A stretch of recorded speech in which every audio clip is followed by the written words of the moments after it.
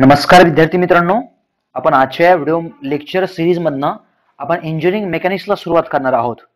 बघूया आपण engineering mechanics माहिती आपल्या सिव्हिलसाठी, मेकॅनिकलसाठी हा महत्त्वाचा सब्जेक्ट आहेच.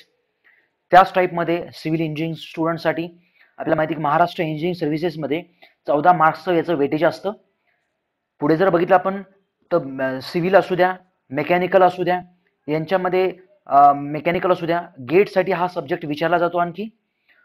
सो त्या टाईपमध्ये नाही तरी माहिती आपल्याला फर्स्ट इयरच्या इंजिनिअरिंगमध्ये हा एक प्रत्येक ब्रँचसाठी हा एक कंपल्सरी आणि एक महत्त्वाचा सब्जेक्ट आहे आपल्यासाठी. चला आपण सिव्हिल इंजिनिअरिंगचे सगळेच कन्सेप्ट आपण डिस्कस करणार आहोत. काय जे डाऊट्स असतील ते डाऊट्सही तुमचे सगळे सॉल्व्ह होतील. आपण डाऊट सेशन सुद्धा या थ्रू घेणार आहोत. आता इंजिनिअरिंग मेकॅनिक्स म्हणलं की ध्यानात ठेवायचं की मेकॅनिक्स म्हणलं खरं बघितलं तर हे मेकॅनिक्स आपण कॅटेगोराईज करतो. ह्याला कॅटेगोराईज करतो. मेकॅनिक्स हे सॉलिड बॉडीचं मेकॅनिक्स असतं. त्याच टाईपमध्ये मेकॅनिक्स हे फ्लुइडचं मेकॅनिक्स असतं. फ्लुइडचं मेकॅनिक्स असतं. आता फ्लुइडच्या मेकॅनिक्सला आपण सेपरेट नाव देतो फ्लुइड मेकॅनिक्स, की ज्याची आपण सिरीज ऑलरेडी सुरू केलेली आहे, व्हिडिओ सिरीज. सॉलिडचं मेकॅनिक्स असतं. त्या टाईपमध्ये दोन टाईपचे सॉलिड बॉडीज असतात आपल्याकडे. त्यामध्ये पहिली जी सॉलिड बॉडी असते ती आहे रिजिड बॉडी किंवा rigid solid body. Rigid body आणि रिजिड बॉडीचे जे मेकॅनिक्स आहे तेच आपण म्हणतो त्याला इंजिनिअरिंग मेकॅनिक्स. इंजिनिअरिंग मेकॅनिक्स किंवा रिजिड बॉडी मेकॅनिक्स त्याला आपण म्हणतो. जे की आपल्या व्हिडिओचं कंटेंट हे सगळं ह्या रिजिड बॉडी मेकॅनिक्सच असणार आहे. नंतर दुसरी जी बॉडी असते त्याला आपण म्हणतो डिफॉर्मेबल बॉडी. Deformable body. त्याच टाईपमध्ये त्याला आपण इलॅस्टिक बॉडी सुद्धा म्हणू शकतो. यस, इलॅस्टिक बॉडी सुद्धा म्हणतो. आणि ह्या टाईपच्या मेकॅनिक्सला आपण म्हणतो स्ट्रेंथ ऑफ मटेरियल, जे की आपल्याला माहितीच आहे.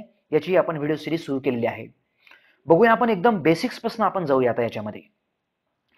आता बेसिक्स पासून जाण्या अगोदर हे इंजिनिअरिंग मेकॅनिक्स आणखी थोड्या वेगळ्या पद्धतीने आपण ह्याला इंट्रोड्यूस करूया. इंजिनिअरिंग मेकॅनिक्स मध्ये आपण बघणार काय एक्झॅक्टली? इंजिनिअरिंग मेकॅनिक्स मध्ये आपण बघणार रिजिड बॉडीच्या रिलेटेडचे कॉन्सेप्ट सगळेच.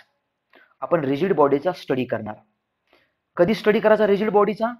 यस, ज्यावेळेस ही रिजिड बॉडी ही रेस्ट कंडिशनला असते.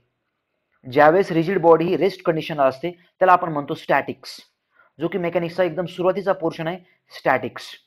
आणि ज्यावेळी हीच रिजिड बॉडी मोशन कंडिशनमध्ये असते, मुव्हिंग कंडिशनमध्ये असते, मुव्हिंग कंडिशनमध्ये असते, की ज्याला आपण म्हणतो डायनामिक्स. त्याला आपण म्हणतो डायनामिक्स. डायनामिक्स. बरं बघितलंच तर स्टॅटिक्समध्येही आपल्याला बघायचं आहे काय एक्झॅक्टली? स्टॅटिक्समध्ये आपण ह्याला कॅटेगोराईज करूया. कसं कॅटेगोराईज करूया? एकदम सुरुवातीलाच ह्या मेकॅनिक्समध्येच आपल्याला बघायची इथं फोर्स.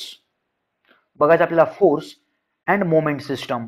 काय असते फोर्स, काय असते मोमेंट सिस्टम, सगळ्यांचा अभ्यास आपल्याला डिटेलमध्ये इथं करायचा आहे. मोमेंट सिस्टम या टाईपमध्ये. चला सायमल्टेनियसली तुम्हाला पॉज करून हे सगळे पॉइंट्स लिहित चालायचेच आहेत. Next point. नंतर आपल्याला बघायचं आहे ज्यावेळेस ही रिजिड बॉडी रेस्ट कंडिशन असते, इक्विलिब्रियमच्या कंडिशन्स काय काय असतात, इक्विलिब्रियमचे इक्वेशन्स कुठले असतात, फोर्सेस असेल, मोमेंट असेल, हे सगळेच. त्याच टाईपमध्ये आपल्याला पुढे बघायचं आहे प्लेन ट्रसेस. प्लेन ट्रसेस काय असतात? प्लेन ट्रसेस आणि त्याचा यूज कुठे होतो त्याविषयी आपण बोलूया याविषयी सगळेच पॉइंट्स त्या टॉपिक्समध्ये. आणि तसंच पुढे आपण बघणार आहोत principle of the virtual work. माहिती असेल आपला हा कन्सेप्ट? नसेल माहिती आपण डिस्कस करणारच आहोत. Principle of virtual work. Virtual work या टाईपमध्ये. तर इथे एक क्वेश्चन आहे, साधारणतः क्वेश्चन तुमच्या मनामध्ये यायला पाहिजे, सर एक्झॅक्टली रिजिड बॉडी असते काय बरं एक्झॅक्टली? रिजिड बॉडी म्हणजे अशी कुठलीही एक विशिष्ट किंवा पर्टिक्युलर शेप आणि साईज असलेली बॉडीला आपण रिजिड बॉडी काय म्हणायचं नाही. रिजिड बॉडी म्हणजे काय असते? ज्यावेळेस आपण ह्या बॉडीवरती अशा बाहेरच्या डायरेक्शननी फोर्सेस अप्लाय करतो, म्हणजे बॉडीला आपण असं कम्प्रेसिव्ह फोर्सेसमध्ये अप्लाय केलंय, अंडर कम्प्रेशन आहे बॉडी, त्याला आपण असं कम्प्रेस केलंय सगळ्या साईडनं किंवा 2-3 साईडनं, एका साईडनं, त्यावेळेस काय होतंय की कुठल्याही दोन पार्टिकल मधलं डिस्टन्स चेंज होत नाही बघा.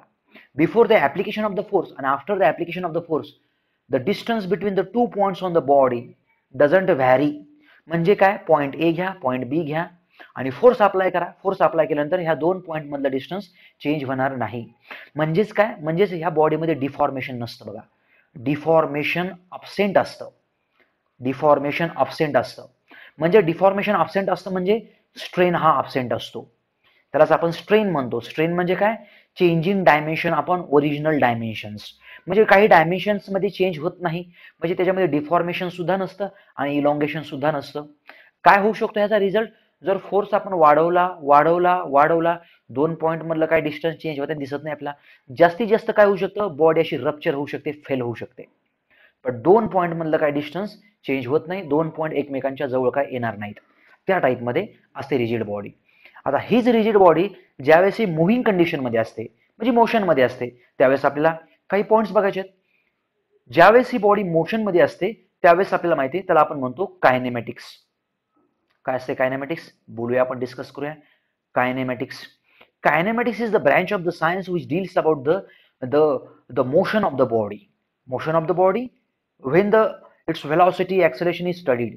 ज्यावेळेस आपण velocity acceleration किंवा अदर प्रॉपर्टीज अशा काही स्टडी करतो, म्हणजे फोर्सेसला आपण कन्सिडर करत नाही ह्या केसमध्ये. The cause of motion is not studied as the force. फोर्सला आपण इथं काही कन्सिडर करत नाही. ऑलरेडी मी डिस्कस केलेलं आहे. चला नंतर बघूया आपण, त्यावेळेस हे बघूया आपण, डिस्कस करूया. इथं काही काळजी करायची गरज नाही आपल्याला. नंतर असते बघा कायनेटिक्स. कायनेटिक्स तर माहिती आहे आपल्याला.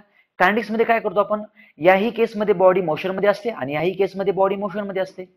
दोन्ही केसमध्ये बॉडी मोशन मध्ये असते. इथे फोर्सेस कन्सिडर करत नाहीत, इथं आपण फोर्सेस कन्सिडर करतो. कुठल्या वेगवेगळ्या टाईपचे फोर्सेस त्या बॉडीवरती ऍक्ट होत असतात. मग कुठले वेगवेगळ्या टाईपचे, काही इनर्शिया फोर्सेस असतील, काही फ्रिक्शनल फोर्सेस असतील. ज्या वेळेस बॉडी ही मोशन मध्ये असते त्यावेळेस वेगवेगळ्या टाईपचे फोर्सेस त्यावरती एक्झर्ट होत असतात. चला आता मी डिलॉबरेट करतो ह्या डायनामिक्सला. डायनामिक्स मध्ये आलं काय बरं आणखी एक्झॅक्टली, जे की आपल्यासाठी महत्वाचा पोर्शन आहे, महत्वाचे पॉइंट्स आहेत यामध्ये. डायनामिक्स मध्ये येतं बघा, पहिलाच पॉइंट येतो रेक्टिलिनियर ट्रान्सलेशनल मोशन. काय असतं रेक्टिलिनियर, बोलणारच आहोत पण थोडक्यात इंट्रोड्यूस करतो. Rectilinear translation motion, translation motion, translation motion या टाईपमध्ये बोलणार आहोत पुढे. रेक्टिलिनियर म्हणजे एका स्ट्रेट लाईन मध्ये, एका स्ट्रेट लाईन मध्ये मोशन होणं, ह्या रिजिड बॉडीशी मोशन होणं. चला नंतर काय आहे याच्यामध्ये आपण डायनामिक्स मध्येच खरं तर स्टडी करत असतो फ्रिक्शन, जो की आपल्यासाठी एक्झाम मध्ये महत्वाचा आहे. स्टॅटिक फ्रिक्शन काय असते, डायनामिक फ्रिक्शन काय असते, हे सगळ्या अभ्यास आपल्याला याच्यामध्ये करायचा आहे. पुढे सर्क्युलर मोशन. सर्क्युलर मोशन, आता सर्क्युलर मोशन विषयी क्वेश्चन्स आहेत का, बोलूया आपण याविषयी सुद्धा. सर्क्युलर मोशन विषयी सुद्धा सोपा पॉइंट आहे. जे फिजिक्स मध्ये सर्क्युलर मोशन आहे त्याचं थोडक्यात इंट्रोडक्शन आहे आपल्याला कन्सेप्ट क्लिअर होण्यासाठी. चला पुढेच असते बघा, याच्यामध्ये विचारलं जाणार impulse momentum principle. Impulse momentum principle, खरं तर काही वेगळे कॉन्सेप्ट नाही आहेत. हा इम्पल्स मोमेंटम प्रिन्सिपल किंवा इम्पल्स मोमेंटम इक्वेशन आपण काही नाही, Newton second law of motion वरच आपण सांगणार आहोत, त्याला सगळं स्टडी करणार आहोत.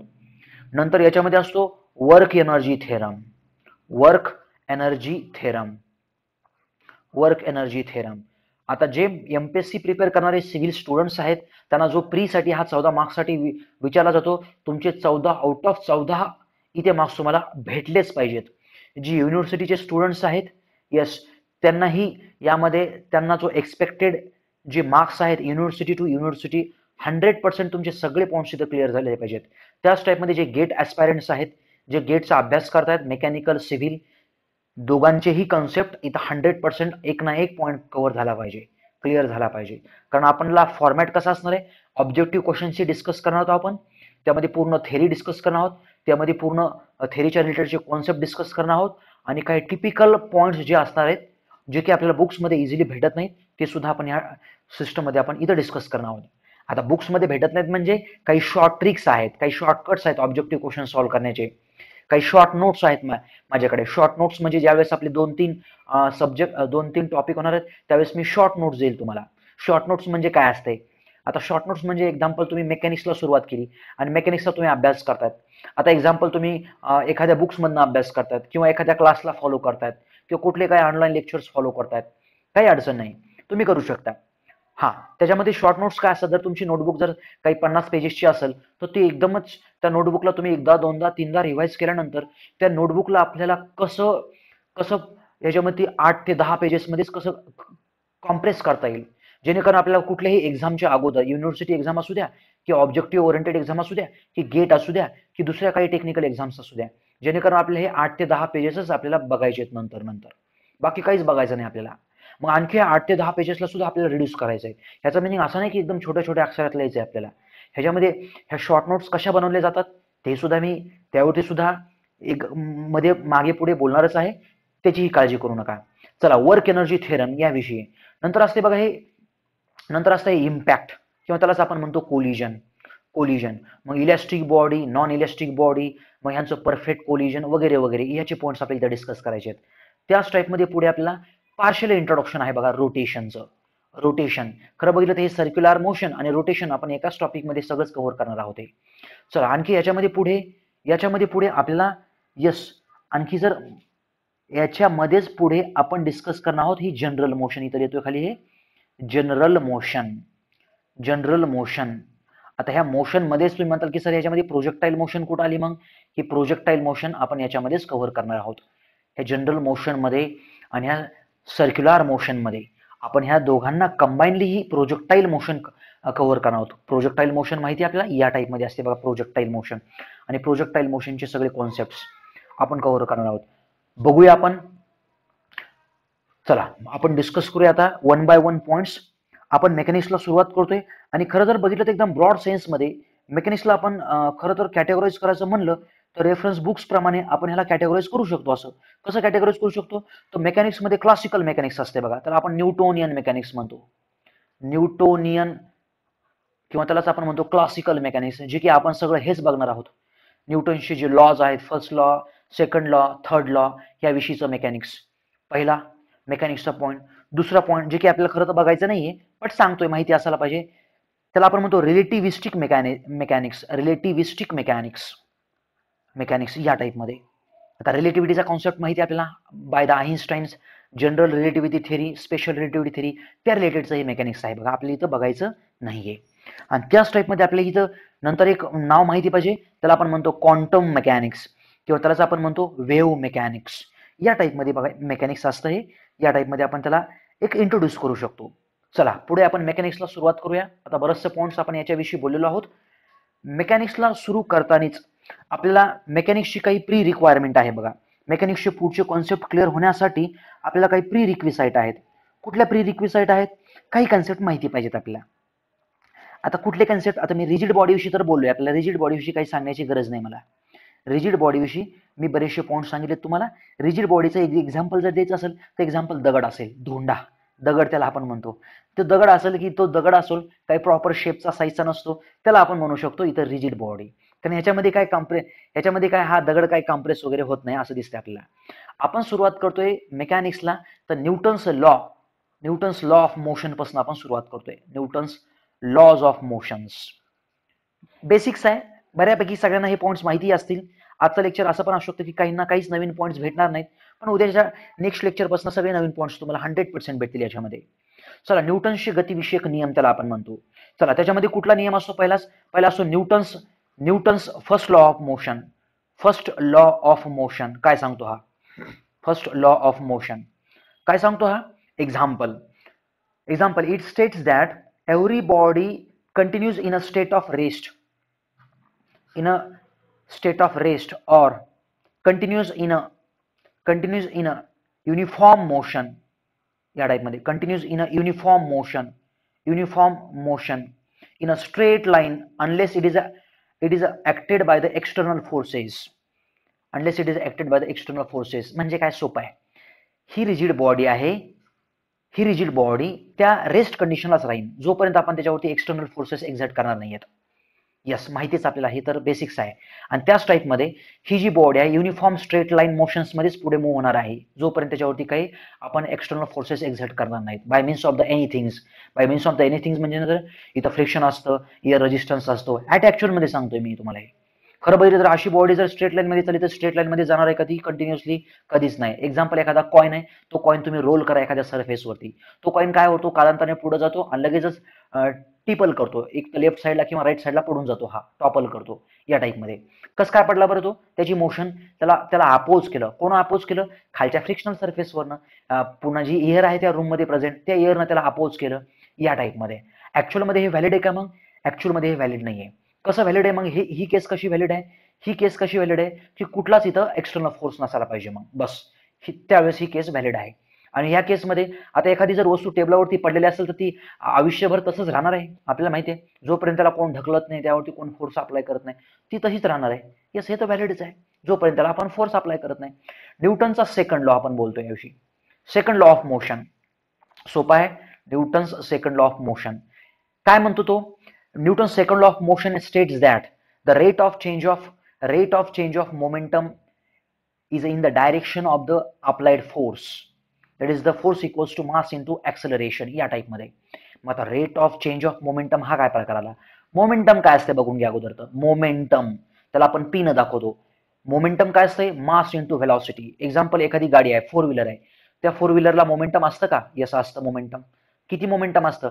त्या 4 व्हीलरला जी त्याची व्हेलॉसिटी आहे आणि जे त्याचं मास आहे, ह्या दोघांचं मल्टिप्लिकेशन मध्येच त्याचं मोमेंटम असतं बघा. त्याला आपण मोमेंटम म्हणतो. मग rate of change of momentum म्हणजे काय? D by D t. Rate म्हणलं की टाइम नुसार व्हेरिएशन आलं पाहिजे. Rate of change of momentum, momentum म्हणजे m v. Rate of change of momentum in a particular direction, ह्या डायरेक्शनचं rate of change of momentum किती असणार आहे? त्या डायरेक्शनच्या फोर्सच्या इतकं असतं. एक्झाम्पल, जर ही एक्स डायरेक्शन आहे तर त्या एक्स डायरेक्शनच्या फोर्स इतकं असतं हे rate of change of momentum. त्यालाच आपण पुढे काय लिहितो? F X equals to the force in X direction equals to काय लिहितो आपण? आता D by D T M into V आहे.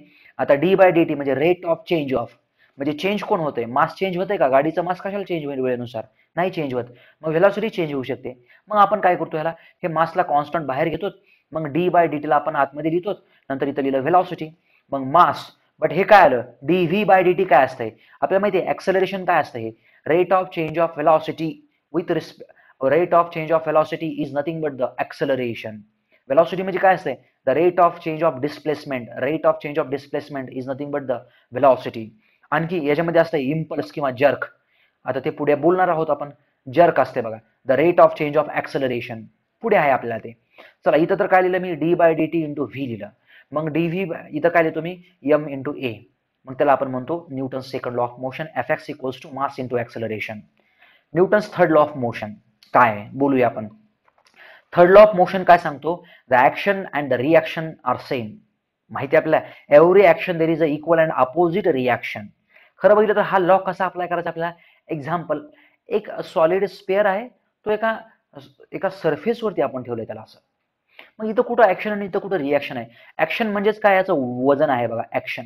रिॲक्शन म्हणजे काय? खालच्या सरफेसनं रिॲक्शन दिली त्याला अशी वरच्या डायरेक्शनला. आपल्याला माहिती, तुम्ही ज्या ठिकाणी बसलेला आहात, उभे आहात, आपलं वजन खालच्या डायरेक्शनला आहे आणि खाली ज्या ठिकाणी आपण उभा आहोत, बसले आहोत, तिकडनं आपल्याला वरच्या डायरेक्शनला एक रिॲक्शन भेटते आणि ती तेवढीच असते बरोबर. केवढी? जेवढी ऍक्शन आहे. म्हणजे एक्झाम्पल, जर वरचे जर ह्या स्पेअरचं जर वजन 100 न्यूटन असेल तर तुम्हाला बरोबर किंवा इथं बरोबर 100 न्यूटनच रिॲक्शन भेटते वरच्या डायरेक्शनला. आपण पाण्यावरती नाही उभा राहू शकत. का बरं नाही उभा राहू शकत पाण्यावरती? कारण पाण्याकडनं आपल्याला रिॲक्शन नाही भेटत. आपण जर उभं राहिलं पाण्यावरती तर आपली ऍक्शन जेवढी आहे तेवढी रिॲक्शन आपल्याला भेटत नाही. म्हणून आपण इथं स्टेबल नाही आहेत. ही स्टेबल कंडिशन आहे या टाईपमध्ये. Action, reaction. आता एक्झाम्पल, आपल्या पॉईंट ऑफ व्ह्यू, आपल्या क्वेश्चन्स कसे फ्रेम होतात त्या पॉईंट ऑफ व्ह्यू. एक्झाम्पल, हा एक सरफेस आहे बघा, हा हॉरिझॉन्टल सरफेस आहे, हा व्हर्टिकल सरफेस आहे. इथे एक लॅडर आपण ठेवली, लॅडर या टाईपमध्ये. लॅडर म्हणजे शिडी, ज्यावरती आपण क्लाइंब करतो. ही लॅडर अशी आहे. त्या लॅडरचं काहीतरी स्वतःचं वजन असेल. लॅडरचं वजन हे असं खालच्या डायरेक्शनला ऍक्ट होत आहे. हे लॅडरचं वजन खालच्या डायरेक्शनला ऍक्ट होत आहे. बरं ठीक आहे, पुढचा पॉईंट. आता हे वजन जर बघितलं तुम्ही तर याच्यामुळं तुम्ही जर ह्याची अनालिसिस केली तर लॅडर ह्या पॉईंटला टच करतं, ह्या पॉईंटला टच करते, ह्या भिंतीला, ह्या स्मूथ वॉलला. मी इथे स्मूथ वॉल घेतोय. पहिली केस असते स्मूथ वॉलची, दुसरी केस असते रफ वॉलची. तर रफ वॉलची केस नंतर सांगेल मी. आता स्मूथ वॉल आहे. आता हे लॅडरचा कॉन्टॅक्ट कुठे कुठे आला? इथे आला कॉन्टॅक्ट आणि इथे आला. ज्या ठिकाणी एखाद्या एक्सटर्नल बॉडीचा कॉन्टॅक्ट त्या सरफेस सोबत येत असतो त्या ठिकाणी रिॲक्शन अप्लाय होत असते बघा. रिॲक्शन अप्लाय होत असते. एक्झाम्पल, हा स्पेअर आहे. एक्झाम्पल, हा स्पेअर आपण अशा काहीतरी व्ही नॉच मध्ये पकडून ठेवला, असा व्ही नॉच मध्ये असा पकडून ठेवलाय. म्हणजे ह्या स्पेअरचा कुठं कुठं कॉन्टॅक्ट होतोय? इथं कॉन्टॅक्ट होतोय, इथं कॉन्टॅक्ट होतोय, म्हणजे तिथं रिॲक्शन यायलाच पाहिजे. त्याच टाईपमध्ये इथं सुद्धा रिॲक्शन येऊन जाते, अशी रिॲक्शन, ही अशी रिॲक्शन. म्हणजे याची फ्री बॉडी डायग्राम कशी झाली? तुम्ही सर फ्री बॉडी डायग्राम माहित नाही, त्याविषयी आपण डिस्कस करावं. तर फ्री बॉडी डायग्राम याची अशी आली. हा बघा, ह्या लॅडरमुळे फोर्स असा तयार झाला होता आणि खालच्या सरफेसनं फोर्स असा तयार झाला. ह्या लॅडरचा फोर्स असा आणि ह्याचा फोर्स असा. आता ही इक्विलिब्रियम कंडिशन आहे आपली. इक्विलिब्रियम कंडिशन काय असते त्याविषयी बोलायचं आपल्याला. हे या टाईपमध्ये आलं. ऍक्शन, हे आहे ऍक्शन, ही आहे रिॲक्शन, या टाईपमध्ये. हे झाले न्यूटनचे गतिविषयक नियम. चला, आणखी मेकॅनिक्स जर माहिती असण्यासाठी आपल्याला काही पॉइंट्स माहिती आवश्यक आहे. कुठलं? The transmissibility of the force. इथं लिहितो मी transmissibility of the force. Transmissibility of the force of force. काय असतो कन्सेप्ट? हा एकदम सोपा कन्सेप्ट आहे बघा. Transmissibility of the force. Example ही रिजिड बॉडी आहे. रिजिड बॉडीवरती असा इथं फोर्स अप्लाय केलाय. फोर्स अप्लाय केला म्हणजे ह्या डायरेक्शनला रिजिड बॉडी, सॉरी ह्या डायरेक्शनला हा फोर्स आहे, ह्या डायरेक्शनला याला आपण म्हणतो लाईन ऑफ ऍक्शन. म्हणजे ही डायरेक्शन आहे फोर्सची. फोर्सची लाईन ऑफ ऍक्शन म्हणजेच हा फोर्स आहे बघा. ही लाईन आहे. म्हणजे काय? आता ट्रान्समिसिबिलिटी ऑफ द फोर्स म्हणजे काय? त्या रिजिड बॉडीवरती आपण ह्या फोर्सला कुठेही शिफ्ट करू शकतो without any effect on the body. सगळ्यात महत्त्वाचा हा पॉईंट आहे, without any effect on the body. म्हणजे ही डायग्राम सुद्धा करेक्ट आहे. आणि ह्याला जर मी रिप्लेस केलं तर एक्झाम्पल ह्याच बॉडी ह्या डायग्रामला जर मी रिप्लेस केलं तर एक्झाम्पल हीच डायग्राम आहे ती, हीच डायग्राम आहे ती. आता समजा इकडनं फोर्स होता अगोदर, ही त्याची लाईन ऑफ ऍक्शन आहे, तर मी हा फोर्स इथे सुद्धा मेन्शन करू शकतो, हा फोर्स. म्हणजे हे सुद्धा करेक्ट आहे, हे सुद्धा करेक्ट आहे. किंवा ह्याच डायग्रामला मी बघा आणखी सुद्धा असं ट्रान्समिसिबिलिटी ऑफ द फोर्स म्हणजे काय नाही, फोर्सला आपण ट्रान्सफर करतो त्याच बॉडीवरती, लाईन ऑफ ऍक्शन वरती त्या फोर्सला आपण कुठेही ट्रान्समिट करू शकतो. एक्झाम्पल मी ह्या फोर्सला इथंही ट्रान्समिट करू शकतो असं, without any effect on the body. Resultant त्याच्या बॉडीवरती इफेक्ट न होता या टाईपमध्ये असतो the concept of the transmissibility of the force. हा जो फोर्स आहे ह्या रिजिड बॉडीच्या बाहेर नाही अप्लाय करू शकत तुम्ही. रिजिड बॉडीवरतीच आपण त्याच लाईन ऑफ ऍक्शन वरती आपण अप्लाय करू शकतो. आणि ह्याला प्रूव्ह करणं पण सोपं आहे बघा. पण आपल्या इथं प्रूफ मध्ये जायचं नाही, खूप सोपं आहे ह्याला प्रूव्ह करणं. चला पुढचे पॉइंट्स आपण डिस्कस करणार आहोत. आता पुढच्या एक महत्वाच्या पॉइंट्समध्ये आपण डायरेक्टली जम्प करतोय काही फोर्सेसवरती, काही लॉज वरती. कुठले लॉज आहेत बरं हे? एक्झाम्पल याच्यामध्ये मेकॅनिक्समध्ये असलेला सगळ्यात महत्वाचा लॉज आहे parallelogram law of the forces. Parallelogram law of forces.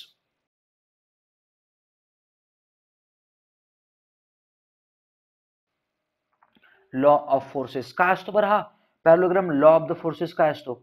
आता याच्यामध्ये एक असाच एक कन्सेप्ट आपण डिस्कस करूया. एक्झाम्पल इथे एक रिजिड बॉडी आहे, बोलूया आपण रिजिड बॉडी आहे. आता ह्या रिजिड बॉडीमध्ये एक्झाम्पल असे दोन फोर्सेस आहेत. खरं तर असे दोन फोर्सेस या रिजिड बॉडीवरती अप्लाय होतात एका पॉइंटला. हे इकडचा एक फोर्स आहे, इकडचा एक फोर्स आहे. एक्झाम्पल हा फोर्स आहे F1 आणि हा फोर्स आहे काहीतरी F2. ह्या दोघांमध्ये काहीतरी अँगल आहे बघा, हा थिटा. कुठल्या पॉइंटला ऍक्ट होतो? ए पॉइंटला ऍक्ट होतो. आता मला काय करायचंय, रिजिड बॉडीवरती दोन फोर्सेस जे अप्लाय होतात. आता खरं तर ह्याला फोर्सेस सिस्टम मध्ये वेगवेगळे फोर्स सिस्टम असतात आपल्याला. कुठले असतात? कॉनकरंट फोर्स सिस्टम असते बघा, कॉनकरंट फोर्स सिस्टम, जी की आपण याच्यानंतर डिटेलमध्ये बघणार आहोत. कॉनकरंट म्हणजे काय? आता इथं समजण्यासाठी हा कन्सेप्ट समजून घ्या. कॉनकरंट म्हणजे काय? कॉनकरंट म्हणजे एकाच पॉइंट मधनं असे वेगवेगळे फोर्सेस अप्लाय होणं, एकाच पॉइंट मधनं फोर्सेसचा ओरिजिन असणं. मग ते फोर्सेस असे बाहेरच्या डायरेक्शनला असतील किंवा आतल्या डायरेक्शनला असतील, त्याला म्हणतो आपण कॉनकरंट. एकाच पॉइंट मधनं जर फोर्स इव्हॉल्व्ह होत असतील त्याला आपण म्हणतो कॉनकरंट फोर्स सिस्टम. बोलूया आपण आता इथं कॉनकरंट फोर्स सिस्टम आहे. आणि दुसरी असते कोप्लेनार. कारण हे पॉइंट्स आपल्या इथं लागतात म्हणून इथं मी बोलतोय हे पॉइंट्स. कोप्लेनार फोर्स सिस्टम का असते? Coplanar force system. कोप्लेनार म्हणजे आता मी जे काही लिहितो नाही हे सगळं कोप्लेनार आहे. कोप्लेनार म्हणजे काय? त्याच्यामध्ये फक्त एक्स ऍक्सिस असतो आणि त्याच्यामध्ये वाय ऍक्सिस असतो. या टाईपमध्ये मी जी काही ही डायग्राम ड्रॉ करतो ती एकाच प्लेन मध्ये आहे. कुठल्या प्लेन मध्ये आहे? एक्स वाय प्लेन मध्ये आहे. किती प्लेन असतात आपल्याला? खरं तर एक्स वाय प्लेन असतो. असे 3 प्लेन असतात वेगवेगळे. एक्झाम्पल एक्स, वाय आणि झेड असे 3 प्लेन आले बघा. ह्या एक्सचा आणि ह्या वायचा मिळून हा प्लेन, ह्या दोघांचा मिळून हा प्लेन, हा वायचा आणि झेडचा मिळून हा प्लेन, आणि एक्सचा आणि झेडचा मिळून हा प्लेन. असे 3 प्लेन आले. मग 3 प्लेन कोप्लेनार म्हणजे कुठलाही एकच प्लेन. म्हणल्यानंतर एक्स वाय प्लेन घ्या, नाहीतर झेड वाय प्लेन घ्या, नाहीतर एक्स झेड प्लेन घ्या. त्याला आपण म्हणतो कोप्लेनार म्हणजे एकाच प्लेन मध्ये. चला, यासाठी ही रिक्वायरमेंट होते म्हणून थोडक्यात मी तुम्हाला याविषयी बोललोय. आता जर बोलायचं असेल तर एक्झाम्पल ह्या दोन कॉन्करंट फोर्सेसचा जो इफेक्ट होणार आहे ना ह्या बॉडीवरती, तर आपल्याला ह्या बॉडीवरती जो इफेक्ट होणार आहे त्याला आपल्याला रिप्लेस करायचं आहे बघा. म्हणजे काय? सोप्या लँग्वेजमध्ये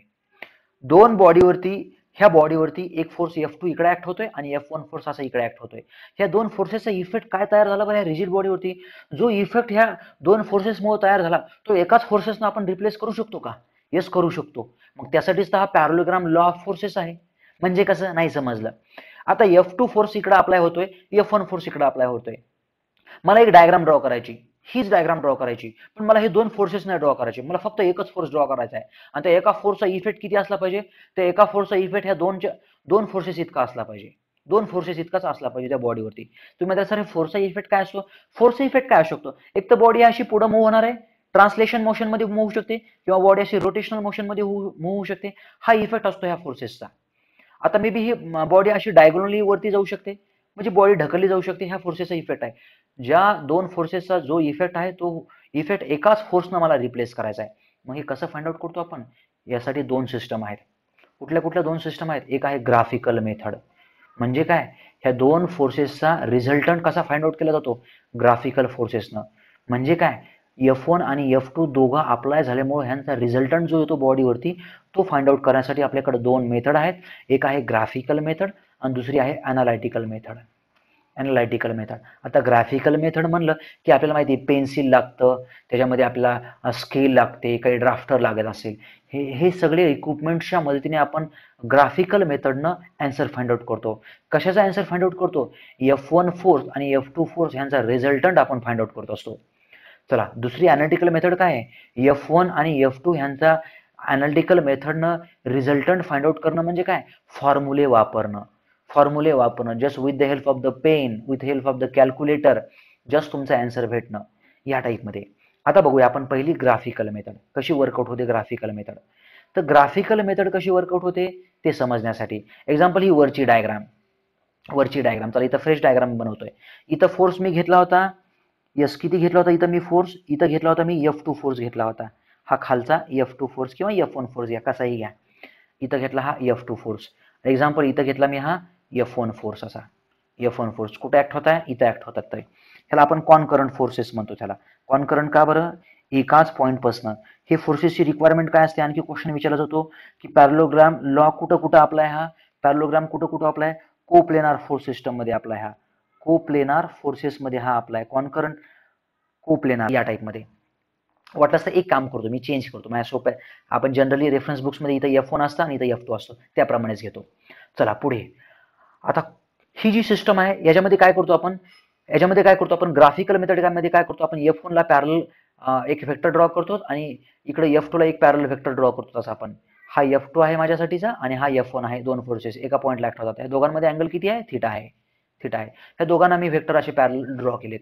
नंतर आता हा झाला पॅरलोग्राम. आता पॅरलोग्राम म्हणल्यानंतर माहिती आहे आपल्याला पॅरलोग्राम म्हणलं की त्याला एक डायगोनल असणार आहे. असा हा त्याचा डायगोनल, हा रिजिड लाईन मी ड्रॉ करतो. हा डायगोनल त्यालाच आपण म्हणतो रिझल्टंट. म्हणजे आपण एक्झाम्पल तुम्हाला फोर्स काहीतरी दिलाय, F1 फोर्स दिलाय काहीतरी 10 न्यूटनचा आणि F2 फोर्स दिला तुम्हाला काहीतरी एक्झाम्पल 20 न्यूटनचा या टाईपमध्ये. मग आपण हे स्केल ठेवणार आहोत. आपण स्केल काय ठेवायची? काहीतरी ठेवा scale. 10 newton equals to 1 centimetre किंवा 2 सेंटीमीटर या टाईपमध्ये. मग 20 न्यूटन इक्वल्स टू किती आलं? हे 4 सेंटीमीटर. मग 4 सेंटीमीटर 2 सेंटीमीटरनं हा अँगल तर माहिती असणार आहे. एक्झाम्पल अँगल आहे आपल्याला 30 डिग्रीचा. मग हे स्केलच्या मदतीने आपण आपल्या पेपरवरती आपण ड्रॉ करू शकतो. F1 F2 इकडे आलं हे 2 सेंटीमीटर, इकडे आलं हे 4 सेंटीमीटर या टाईपमध्ये. मग हे पॅरलल लाईन ड्रॉ करा, ही पॅरलल लाईन ड्रॉ करा आणि हा रिझल्टंट जोडून घ्या. रिझल्टंटची जी काही लेंथ येणार आहे, एक्झाम्पल रिझल्टंटचा आन्सर भेटला आपल्याला काहीतरी एक्झाम्पल 6 सेंटीमीटर भेटलं. मग त्याला कन्वर्ट करा डबल फोर्सेसमध्ये. 6 सेंटीमीटरला आणखी तुम्ही कन्वर्ट करा. काय कन्वर्जन येईल? आपल्याला माहिती इथं बघितलं आपण 6 सेंटीमीटर. हे कन्वर्जन जे काय येईल ते तुमचा आन्सर असणार आहे. तुमचं 10 न्यूटन होतं. मग 6 सेंटीमीटर म्हणल्यानंतर किती आलं पाहिजे? 6 सेंटीमीटर मध्ये किती आलं पाहिजे? हे 6 × 10 आणि डिवाइडेड बाय 2 म्हणजे हे किती आलं? हे 30 आलं. 30 सेंटीमीटर आला आपला आन्सर इथं. यस या टाईपमध्ये आपला आन्सर 30 न्यूटन आपला आन्सर आलं. या टाईपमध्ये हा रिझल्टंट भेटतो. ही आहे आपली ग्राफिकल मेथड, जी की आपल्यासाठी ऑब्जेक्टिव्ह क्वेश्चनसाठी जे की आपल्याला महत्वाची नाहीये. फक्त कन्सेप्ट आपल्याला डिटेलमध्ये माहिती असणं आवश्यक आहे. आता बघूया आपण अनालिटिकल मेथड. अनालिटिकल मेथडमध्ये आपण फॉर्म्युले वापरणार आहोत. तीच डायग्राम डबल रिपीट. इकडं F1 फोर्स आहे, इकडं F2 फोर्स आहे या टाईपमध्ये. इकडं आपण हा पॅरलल ड्रॉ केला होता, इकडं आपण असा पॅरलल ड्रॉ केला होता आणि हा आपल्याला रिझल्टंट इथं. आणि आपल्याला फाइंड आउट काय करायचंय? रिझल्टंटची व्हॅल्यू फाइंड आउट करायची. फक्त फॉर्म्युल्याच्या मदतीनं ह्याला पुढे एक्सटेंड करा, ह्याला परपेंडिक्युलर ड्रॉ करा. असा कशाला परपेंडिक्युलर? कारण हा इन्क्लाइंड आहे. ह्याच्यामध्ये अँगल किती आहे? थीटा अँगल आहे. एक्झाम्पल रिझल्टंट आणि F1 मध्ये अँगल दिला आपल्याला अल्फा अँगल दिलाय या टाईपमध्ये. मग कसं वर्कआउट होणार आता हे सिस्टम कसं वर्कआउट होणार? एक्झाम्पल हे इथं आहे ओरिजिन O, इथं आहे एक्झाम्पल पॉईंट A, नंतर हा आहे B आणि हा आहे C आणि ऍडिशनली आपण परपेंडिक्युलर ड्रॉ केलाय हा या टाईपमध्ये. हा परपेंडिक्युलर ड्रॉ केला. समजून घ्या, सोपा कन्सेप्ट आहे. याच्यामध्ये आपल्याला काय फाइंड आउट करायचं आहे, रिझल्टंट फाइंड आउट करायचा आहे. थोडक्यामध्ये सांगतो तुम्हाला याचं derivation. Resultant R equals to काय असणार आहे बरं, resultant R square equals to काय असणार आहे, हा ओ डी, इथं पॉईंट आहे ओ डी, म्हणजे हा ट्रायंगल बनला हा ओ डीचा square, O D square plus पुढे काय आलं ह्या C D square, C D square या टाईपमध्ये. मग आर स्क्वेअर इक्वल्स टू काय आलं, ओडी म्हणजे काय, आता ओडी म्हणजे काय असणार आहे, ओ ए प्लस प्लस इथं आहे ना ओ ए आणि प्लस ए डी यांचा स्क्वेअर प्लस हा सी डी स्क्वेअर. खरं बघितलं तर याची डेरिव्हेशनची गरज नाही पडत आपल्याला, पण बोलूया आपण याविषयी. टॅन अल्फा इक्वल्स टू काय बरं, इथं जनरल सेन्समध्ये जर आपण बघितलं टॅन अल्फा इक्वल्स टू काय, समोरची साईड, समोरची साईड म्हणजे काय आहे, हे सी डी आणि लगतची साईड म्हणजे कुठली आहे, ही ओ ए प्लस ए डी, हे ओ ए प्लस ए डी या टाईपमध्ये. बरं सी डी इक्वल्स टू काय आलं, आपलं सी डी इक्वल्स टू काय, सी डी इक्वल्स टू खरं बघितलं तर हे F2 आहे बघा, हेच F2 आहे, sorry C D equals to F2 कसं काय असणार आहे, सी डी इक्वल्स टू तर हे सी आहे, C A equals to F2 आहे या टाईपमध्ये. मग सी डी, हा सी डीला आता रिप्लेस करायचं आहे. कसं रिप्लेस करायचं आहे, आणखी एक कन्सेप्ट सांगतो आता याच्यामध्ये. आता हे बघा, ही लाईन पॅरलल आहे, ही लाईन पॅरलल आहे. हा जो अँगल असणार आहे, तोच हा अँगल असणार आहे. हा अँगल किती, इथं थीटा आहे, हा अँगल किती असणार आहे, हा सुद्धा थीटाचा असणार आहे हा. मग ह्याच्यामध्ये काय लिहिलं मी पुढे आता, ह्याच्यामध्ये साइन थीटा इक्वल्स टू, चला साइन थीटा इक्वल्स टू काय आलं, सी डी समोरची साईड, सी डी अपॉन ही लगतची साईड म्हणजे ही सी ए म्हणजे काय, इथं F2 आलं. मग सी डीला मी रिप्लेस करू शकतो का, या सी डीला मी रिप्लेस करू शकतो F2 इंटू साइन थीटा. जर समजत नसेल तर डायग्राम तुम्ही ड्रॉ करून तुम्हाला लगेच समजून येईल, काही मोठी डील नाही. F2 sine theta upon O A काय, आता इथं हे ओ ए आहे काय, ओ ए तर F1 आहे, ओ ए तर F1 आहे, हे एकदम सुरुवातीचा ट्रायंगलची साईड ही F1. एडी काय आला आता नवीनच इथं, हे बघा एडी, हे एडी म्हणजे चला आपण लिहूया इथं. आता एडी कसं काढायचं, कॉस थीटा घ्या तुम्ही, कुठं कॉस थीटा घ्या, ह्या डायग्राम मध्ये कॉस थीटा घ्या. कॉस थीटा इक्वल्स टू काय असते, समोर लगतची साईड एडी डिवायडेड बाय तो हायपोटेनियस काय F2, म्हणजे आपल्याला इथं ह्याचे एडी इक्वल्स टू काय आलं, कॉस थीटा इंटू F2 या टाईपमध्ये आपला अँगल भेटला टॅन अल्फा. आणि टॅन अल्फा विषयी क्वेश्चन असतोय, टॅन अल्फा विषयी क्वेश्चन असतोय. काय क्वेश्चन असतोय डायरेक्टली बघा, टॅन अल्फा इक्वल्स टू आपल्याला F2 दिलेला असतंय, अँगल सुद्धा दिलेला असतोय आणि आपल्याला विचारलं असतोय क्वेश्चन या टाईपमध्ये, F2 sine theta upon F1 cos theta F2 या टाईपमध्ये आपलं वर्कआउट झालंय. क्वेश्चन असतो की हा अल्फा अँगल किती विचारला जातो आपल्याला, कशामधला अँगल आहे हा alpha, alpha is the angle between the resultant and the force F1, ह्या दोघांमधला अँगल आहे तो. आणि याविषयी क्वेश्चन असतो किंवा which of the following is the correct, त्यामध्ये हे ऑप्शन तुम्हाला डायरेक्टली असणार आहे. चला नंतरचा पॉईंट. आता ह्या खरं बघितलं तर याला आपण वर्कआउट केलंच नाही, पुढे याला आपण वर्कआउट केलंच नाही आणि करायची गरज नाही. का गरज नाही, डायरेक्टली तुम्हाला आन्सर लिहितो, ह्याचा आन्सर येऊन जाईल आपला. रिझल्टंटची व्हॅल्यू आपल्याला F1 दिलेला आहे, F1 square F2 square plus 2 F1 into F2. चला पुढे सांगू शकताय, याच्यामध्ये आपण F2 F2 कॉस थीटा हे आपलं आन्सर आलं. काय आन्सर आहे, रिझल्टंट आहे. कशाचा रिझल्टंट आहे, F1 आणि F2 चा रिझल्टंट आहे. डायरेक्शन काय आहे, डायरेक्शनची गरज आहे का, यस गरज आहे आपल्याला. पण कसं काढतो आपण डायरेक्शन सुद्धा फाइंड आउट करू शकतो आपण. एक्झाम्पल, रिझल्टंटची डायरेक्शन काढता येईल का, येस काढता येईल आपल्याला. कशी काढता येईल, टॅन अल्फा काढा, टॅन अल्फा काय आताच बोललोय मी, अल्फा काय हा रिझल्टंट मधला आणि F1 मधला हा अँगल आहे, म्हणजे हा अल्फा अँगल तुम्हाला काढता येईल सेपरेटली वरच्याच फॉर्म्युलानी, त्याच्यामध्ये काही मोठी गोष्ट नाही. चला आता महत्त्वाच्या केसेस आपण इथं कन्सिडर करूया. कुठल्या महत्त्वाच्या केसेस आहेत आपल्याला माहित झाले, आता इथे याच्यामध्ये केसेस 3 बनतात, त्याच्यामध्ये महत्त्वाच्या केसेस आहेत. त्यामध्ये केस नंबर 1, ज्यावेळेस अँगल हा थीटा हा 90 डिग्री असतो, म्हणजे कशी केस, म्हणजे F1 इकडं आहे असा आणि F2 इकडं आहे. चला यावेळेस रिझल्टंट कसा असणार बरं, रिझल्टंट काय असणार, आता डायरेक्टली माहिती आहे आपल्याला, याच्यामध्ये रिझल्टंट F1 आणि F2 ज्यावेळेस 90 डिग्रीचा अँगल असतो, नाहीतर आपल्या मॅथेमॅटिक्स प्रमाणे माहिती आहे ना, याच्यामध्ये ड्रॉ करा डायरेक्टली, हायपोटेन्यूस ड्रॉ करा आणि हायपोटेन्यूसची रिझल्टंट काय असणार आहे, हा आर काय असणार आहे, R square equals to F1 square plus F2 square हा असतो आपल्याला. आता पायथागोरसचा प्रमेय, पायथागोरसचा हा तर सिद्धांत या टाईपमध्ये. नाहीतर आपण आपल्या फॉर्म्युल्याप्रमाणे येईल का आपल्याला आन्सर, येईल आन्सर. आर इक्वल्स टू काय येईल, आर इक्वल्स टू ठेवा याच्यामध्ये थीटा इक्वल्स टू किती आपला 90 डिग्री आहे, F1 square plus F2 square plus काय असते 2 into F1 into F2 plus cos of 90 किती आलं 0, म्हणजे आन्सर काय आला आपला, तेच answer F1 square plus F2 square. इथं आन्सर आपल्याला येऊन जाईल हे. चला दुसरी केस महत्वाची केस आहे आपल्यासाठीची. दुसरी केस ज्यावेळेस हा अँगल जो असतो ना हा थिटा इक्वल्स टू असतो 0 डिग्री. म्हणजे कसं एक्झाम्पल F1 ची डायरेक्शन हीच आहे, नंतर F2 ची डायरेक्शन एक्झाम्पल F2 ची डायरेक्शन तीच आहे.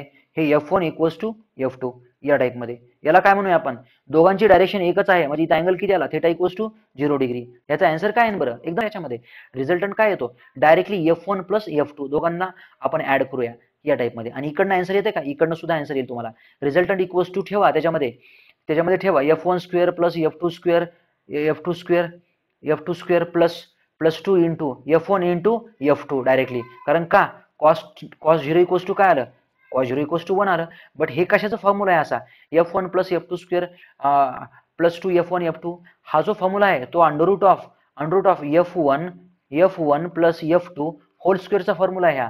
आणि तुम्हाला डायरेक्टली आन्सर आलं R इक्वल्स टू, घ्या त्याला बाहेर, F1 प्लस F2 या टाईपमध्ये. नंतर थर्ड बघूया आपण. थर्ड केस काय असते बघा, थर्ड केस असते थिटा इक्वल्स टू 180 डिग्री.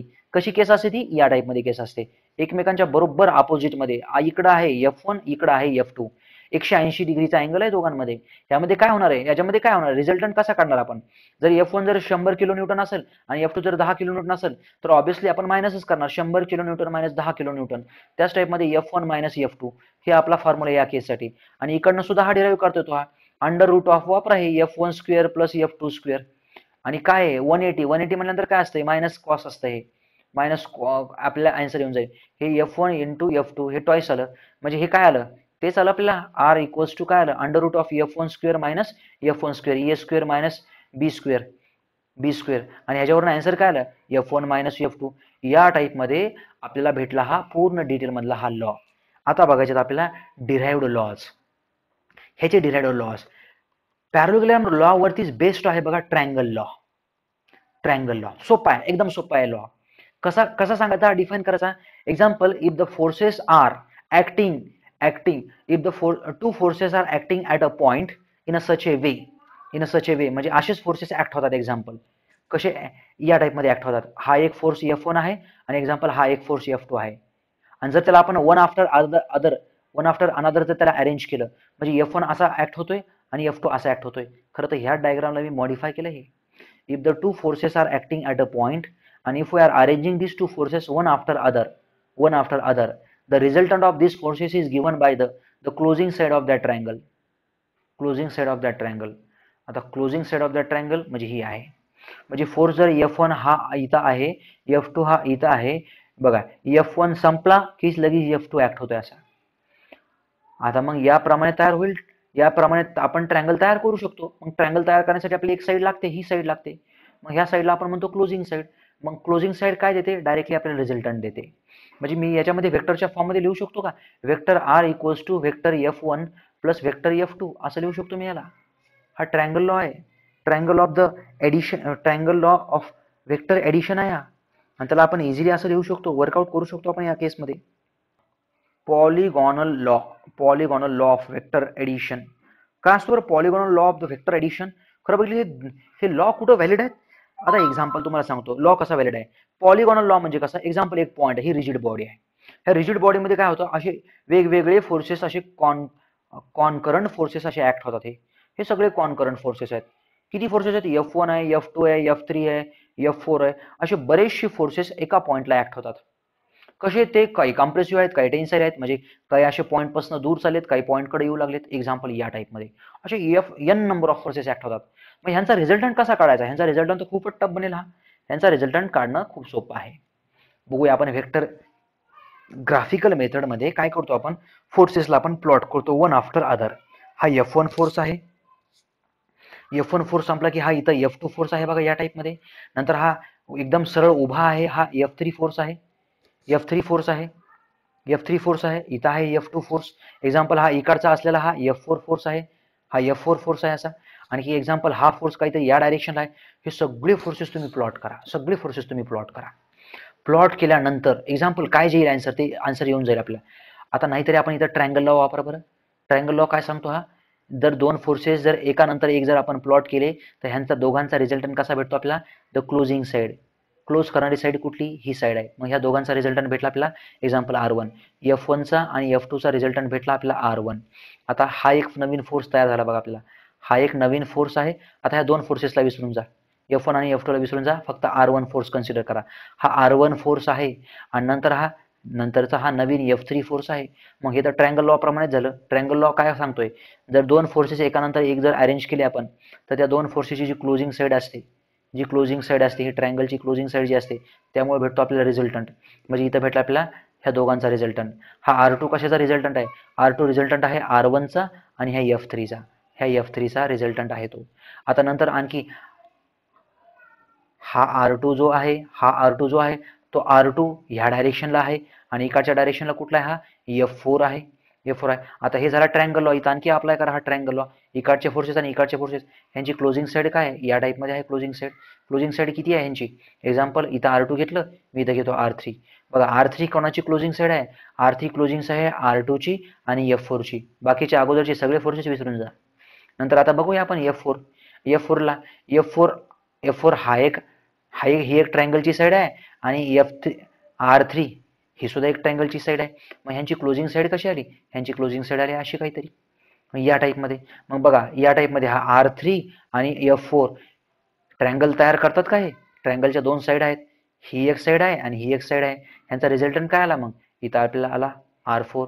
या टाईपमध्ये पॉलिगॉनल लॉ तयार होत असतो. म्हणजे R4 काय देणार तुम्हाला, R4 खरं बघितलं तर R4 बोलूया आपण याविषयी. F1 असा होता, F2 असा होता, F3 असा होता, F4 असा होता, एक्झाम्पल F5 असा होता, काहीतरी F6 जर असा असेल, F6 असा असेल, काहीतरी F7 असा असेल, F पुढचा किती फोर्सेस घ्या, ह्या सगळ्यांचा रिझल्टंट कसा काढतो आपण. सगळ्यांचा रिझल्टंट काढण्यासाठी तुम्हाला रिझल्टंट भेटतो, पहिला फोर्स आहे त्याचा स्टार्टिंग पॉईंट आणि शेवटचा फोर्स आहे त्याचा एंडिंग पॉईंट. हा जोडा या टाईपमध्ये या पॉलिगॉनल तयार होईल. पॉलिगॉनल म्हणजे काय, हा मोठा असा हा पॉलिसाइडवाला हा पॉलिगॉनल हा तयार होईल आणि हा त्याचा रिझल्टंट असणार आहे. पॉलिगॉनल लॉ पॉईंट समजला असेल. यस. आता पुढे आपल्याला डिस्कस करायचं याच्यामध्ये वेगवेगळ्या टाईपच्या फोर्स सिस्टम्स. कुठल्या टाईपच्या फोर्स सिस्टम्स असतात मेकॅनिक्समध्ये, चला बोलूया आपण. याच्यामध्ये पहिली असते बघा कोलिनियर म्हणजे काय, एकाच लाईनमध्ये फोर्सेस अप्लाय होणं. असंच एकाच लाईनमध्ये दोन फोर्सेसची लाईन ऑफ ऍक्शन सेम असणं, कोलिनियर. F1 आणि F2 या टाईपमध्ये लाईन ऑफ ऍक्शन सेम असणं. चला हे एक एक्झाम्पल. दुसरं एक्झाम्पल बघा, हे दोघांची लाईन ऑफ ऍक्शन सेमच आहे, F1 F2 या टाईपमध्ये लाईन ऑफ ऍक्शन सेम असणं या टाईपमध्ये. अशा बऱ्याचशा केसेस बनतात याच्यामध्ये. ह्याला आपण म्हणतो कोलिनियर फोर्स सिस्टम. नंतर असते बघा कोप्लेनार म्हणजे काय असते, एकाच प्लेनमध्ये. आताच बोललोय, कोप्लेनार म्हणजे एकाच प्लेनमध्ये, एकतर XY प्लेन घ्या, नाहीतर हा कुठलेही प्लेन घ्या तुम्ही. याच्यामध्ये एकतर हा प्लेन घ्या, नाहीतर हा प्लेन घ्या, नाहीतर हा प्लेन घ्या. या टाईपमध्ये कोप्लेनार असते बघा. आता कोप्लेनारमध्ये कसे पॉसिबल आहेत, आता कोप्लेनार एक्झाम्पल हे XY प्लेन आहे, हा XY. कोप्लेनारमध्ये कसं आहे, एक तर कोप्लेनारमध्ये असे पॅरलल फोर्सेस पॉसिबल आहेत एकमेकांना. ह्याला आपण म्हणतो कोप्लेनार अनलाईक फोर्सेस. अनलाईक म्हणजे एकमेकांच्या अपोजिटमध्ये. ह्याला दुसरी केस असते बघा, कोप्लेनार लाईक फोर्सेस, म्हणजे एकाच प्लेनमध्ये आहेत आणि सगळ्यांची डायरेक्शन वरतीच आहे, त्याला आपण म्हणतो त्या टाईपमध्ये. चला नंतर असते बघा कोप्लेनार कॉनकरंट. कोप्लेनारच्याच केसेस आहेत खरं तर हे कोप्लेनार कॉनकरंट. आता खरं तर कॉनकरंटला आपण आधी डिस्कस करूया. कॉनकरंट म्हणजे एकाच पॉईंटपासून सगळ्या फोर्सेसचा ओरिजिन एकच पॉईंट आहे. ऑलरेडी बोललोय मी वरती, सगळ्या फोर्सेसचा ओरिजिन एकच आहे, स्टार्टिंग पॉईंट एकच आहे किंवा एंडिंग पॉईंट एकच आहे. एक्झाम्पल कसंही वर्कआउट होईल, हे असंही वर्कआउट होईल, हे असंही चालेल, हे चालेल या टाईपमध्ये. कॉनकरंट म्हणजे एकाच पॉईंटचा ओरिजिन असणं, त्याला आपण कॉनकरंट फोर्सेस म्हणतो. मग कॉनकरंट हे कोप्लेनार कॉनकरंट होऊ शकतात. एक्झाम्पल XY प्लेनमध्ये असे कॉनकरंट फोर्सेस आहे, हे कॉनकरंट फोर्सेस असे या टाईपमध्ये एकाच प्लेनमध्ये आहेत आणि एकाच पॉईंटला आहेत, हे सगळेच एकाच पॉईंटला भेटतात एकमेकांना. नंतर असते बघा, नंतर याच्यामध्येच आपण बघतो कोप्लेनार नॉन कॉनकरंट फोर्सेस. म्हणजे कसं, एक्झाम्पल हा एक प्लेन आहे. आता नॉन कॉनकरंट म्हणजे एक फोर्स असा अप्लाय होतोय, नंतरचा फोर्स असा आहे, नंतरचा फोर्स काहीतरी असा आहे, नंतरचा फोर्स एक्झाम्पल हा असा आहे, नंतरचा फोर्स हे असा आहे. ह्या सगळ्या फोर्सेसला जर तुम्ही जॉईन करण्याचा जरी प्रयत्न केला तर सगळ्यांची लाईन ऑफ ऍक्शन एका पॉईंटला भेटणार नाही बघा. लाईन ऑफ ऍक्शन सगळ्यांची एका पॉईंटला भेटणार नाही. 2-3 फोर्सेसची भेटून नाही जमणार आपल्याला. सगळ्याच फोर्सेसची, त्या फोर्सेसमधल्या सगळ्याच फोर्सेसची लाईन ऑफ ऍक्शनचा एकच त्यांचा कॉमन पॉईंट पाहिजे. त्याला आपण म्हणतो coplanar non concurrent force system. सगळ्यांची जर लाईन ऑफ ऍक्शन सेम असेल तर कोप्लेनार कॉन्करंट, आणि 2-3 फोर्सेसची जर लाईन ऑफ ऍक्शन सेम असेल, लाईन ऑफ ऍक्शन सेम म्हणजे एकाच पॉइंटला जर भेटत असेल तर ते बनतात, तर जमत नाही त्यामध्ये सगळ्याच फोर्सेसची लाईन ऑफ ऍक्शन एकाच पॉइंटला जर मीट करत असेल त्याला आपण म्हणतो coplanar non concurrent force system. चला पुढे आणखी एक फोर्स सिस्टम असते बघा, नॉन कोप्लेनार. इथं लिहितोय non coplanar parallel. Non coplanar parallel म्हणजे कसं, एक्झाम्पल एका प्लेनमध्ये नाहीत पण पॅरलल आहेत ते, नॉन कोप्लेनार पॅरलल. आता याच्यामध्ये नॉन कोप्लेनार म्हणजे एका प्लेनमध्ये नाहीत, म्हणजे ह्या प्लेन मधले फोर्सेस, ह्या प्लेन मधले फोर्सेस, ह्या प्लेन मधले फोर्सेस. आता इथं पॅरलल तर दिसतात तुम्हाला, हा प्लेन आहे एक्स वाय प्लेन आहे, हा काहीतरी वाय झेड प्लेन आहे, हा काहीतरी एक्स झेड प्लेन आहे, याला म्हणतो आपण नॉन कोप्लेनार पॅरलल फोर्सेस. नंतर ह्याच्यामध्ये असतं बघा नॉन कोप्लेनार सगळे पॉईंट सोपे आहेत. ते नॉन कोप्लेनार कॉन्करंट फोर्सेस म्हणजे कसं, एक्झाम्पल या टाईपमध्ये इकडनं फोर्स आहे, इकडनं फोर्स आहे, इकडनं फोर्स आहे, वेगवेगळ्या प्लेन मधले फोर्सेस आहेत आणि सगळ्यांचा ओरिजिन कॉमन आहे, पॉईंट कॉमन आहे, लाईन ऑफ ऍक्शन सगळ्यांची एकाच पॉईंटला भेटते या टाईपमध्ये. आणि शेवटची केस आहे नॉन कोप्लेनार नॉन कॉन्करंट. म्हणजे कसं बोलूया आपण याविषयी. नॉन कोप्लेनार आहेत, नॉन कोप्लेनार आणि नॉन कॉन्करंट म्हणजे कसं, एक्झाम्पल एक फोर्स असा आहे एक्स वाय प्लेनमध्ये, दुसरा ह्या प्लेनमध्ये, तिसरा ह्या प्लेनमध्ये, चौथा ह्या प्लेनमध्ये, पाचवा ह्या प्लेनमध्ये, सगळ्यांची लाईन ऑफ ऍक्शन एका पॉईंटला भेटत नाहीये, त्याला आपण म्हणतो नॉन कोप्लेनार नॉन कॉन्करंट या टाईपमध्ये. आणखी एक प्रिन्सिपल असतं बघा मेकॅनिक्समध्ये, डायमेन्शनल होमोजिनिटी. ध्यानात ठेवा हे पॉईंट, डायमेन्शनल होमोजिनिटी नावाचं एक प्रिन्सिपल आहे. एकदम असाच पॉईंट आहे तो खरं तर, काही याला जास्त महत्व देऊ नका, बट माहिती असायला पाहिजे. डायमेन्शनल होमोजिनिटी म्हणजे कसं, एक इक्वेशन आहे force equals to mass into acceleration. जर डाव्या साईडचे जे डायमेन्शन असतील तेच उजव्या साईडचे डायमेन्शन्स असतात. डायमेन्शन्स माहिती आहेत आपल्याला, एम एल टी, पुढे सांगेल मी तुम्हाला. डाव्या साईडचे डायमेन्शन्स तेच उजव्या साईडचे डायमेन्शन्स असायला पाहिजेत. बघा डाव्या साईडचं युनिट काय येतं तुमचं, न्यूटन येतं, आणि न्यूटनचे डायमेन्शन्स काय आहेत, न्यूटनचे डायमेन्शन्स तुम्हाला तर खरं तर लेफ्ट साईडनंच काढता तुम्ही. मास इंटू ऍक्सेलरेशन म्हणजे काय, केजी मीटर पर सेकंड स्क्वेअर. ह्या दोघांचे डायमेन्शन्स सारखेच असतात.